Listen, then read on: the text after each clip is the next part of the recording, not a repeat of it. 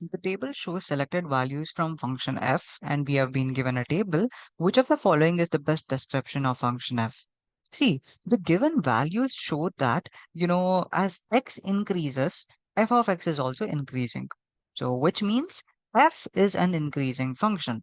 So, furthermore, f of x increases at a constant rate of 1 for each increase of x, as you're able to see, -1 to 0, 0 to 1, 1 to 2, right? So a function with a constant rate of change is linear. Therefore, the function f can be described as an increasing linear function. That is option B. All right. So for a decreasing linear function, that's option A, as x increases, f of x decreases rather than increases.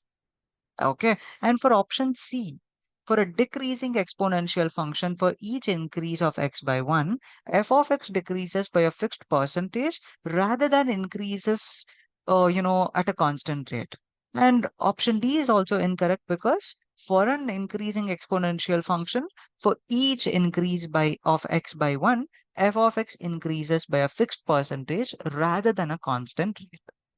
Okay. So therefore, option B is the right answer.